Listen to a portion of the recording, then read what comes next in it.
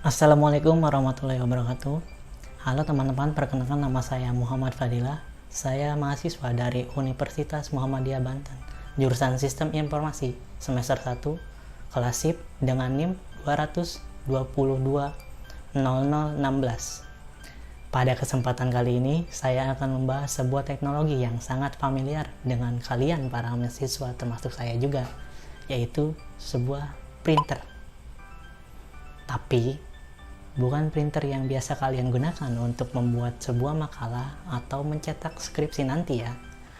Kali ini saya akan membawa sebuah printer 3 dimensi. Sebelum menuju pembahasan, apa kalian tahu atau mungkin pernah melihat dengan benda-benda ini?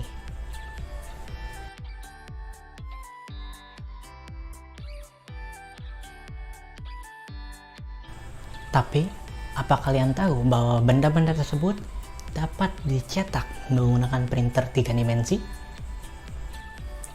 Ya, tentu saja benda-benda tersebut dapat dicetak menggunakan printer 3 dimensi.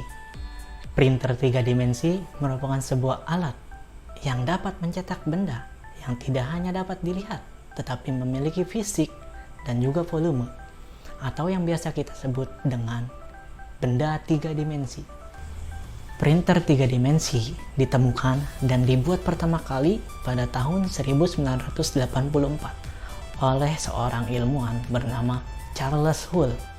Teknik pencetakan yang digunakan pada mesin printer 3 dimensi disebut dengan 3D printing. Printer ini awalnya lebih sering digunakan untuk membuat sebuah prototipe sebuah benda. Prinsip utama untuk pencetakan 3D printer yaitu membutuhkan data yang berbentuk 3 dimensi juga, atau yang disebut dengan data digital 3 dimensi. Dalam dunia teknik, biasa disebut dengan CAD, Computer Aided Design. CAD merupakan aplikasi yang dapat menampilkan data 3 dimensi. Seiring perkembangan zaman, teknik tersebut pun mulai banyak digunakan di berbagai macam bidang. Dari mulai industri mainan, otomotif, sains dan medis, dan bidang lainnya. Bahkan, baru-baru ini dalam beberapa tahun terakhir, teknik tersebut pun mulai diaplikasikan di dalam bidang konstruksi bangunan. Kalian bisa lihat sebuah gambar gedung ini. Kalian percaya bahwa gedung ini diciptakan menggunakan teknologi 3D printing? Gedung tersebut memang benar dibangun menggunakan sebuah printer 3 dimensi berukuran besar. Bangunan ini selesai dibangun pada tahun 2016, terletak di negara Uni Emirat Arab, tepatnya di kota Dubai. Gedung ini menjadi gedung perkantoran pertama yang dibangun menggunakan teknologi 3D printing. Tidak hanya sampai di situ, Dubai pun terus melanjutkan pengembangan pembangunan gedung menggunakan teknologi 3D printing. Di tahun 2019 lalu, Dubai kembali berhasil membangun sebuah gedung bertingkat yang konstruksinya dibangun full menggunakan teknologi 3D printing.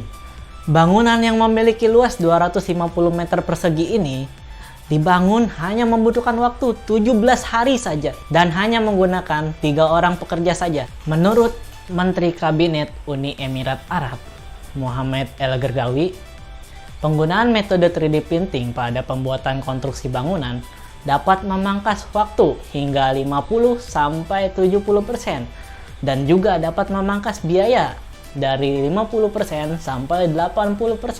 Sungguh sangat efisien bukan metode ini?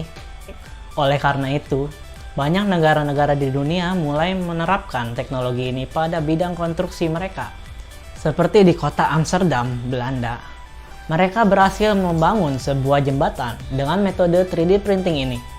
Lalu di Belgia, perusahaan konstruksi asal negara mereka berhasil membangun sebuah rumah dengan 2 tingkat hanya memakan waktu 15 hari saja. Lalu, bagaimana dengan Indonesia? Apakah sudah mulai merekomendasikan teknologi tersebut pada bidang konstruksinya? Penggunaan teknologi ini sudah mulai diperbincangkan beberapa waktu lalu. Menurut Menteri Riset dan Teknologi Bambang Permadi Sumantri Brojonegoro, Penggunaan teknologi 3D printing ini dinilai bisa meningkatkan efisiensi dan memangkas waktu pembangunan proyek. Menurutnya, teknologi ini akan menjadi prioritasnya dalam masa jabatannya, termasuk untuk mempersiapkan Indonesia menghadapi era revolusi industri 4.0 di bidang konstruksi digital. Ya, walaupun sudah diperbincangkan, mungkin akan masih lama penerapannya di bidang konstruksi Indonesia, sebab teknologi ini masih dalam tahap pengembangan dan masih harus disempurnakan agar lebih maksimal. Dan jikalau teknologi ini sudah benar-benar maksimal, apakah mungkin pekerja bangunan akan tergantikan oleh mesin ini ya? Menurut kalian bagaimana? Mari kita diskusikan di kolom komentar ya. Demikian video penjelasan tentang penggunaan 3D printing pada bidang konstruksi bangunan.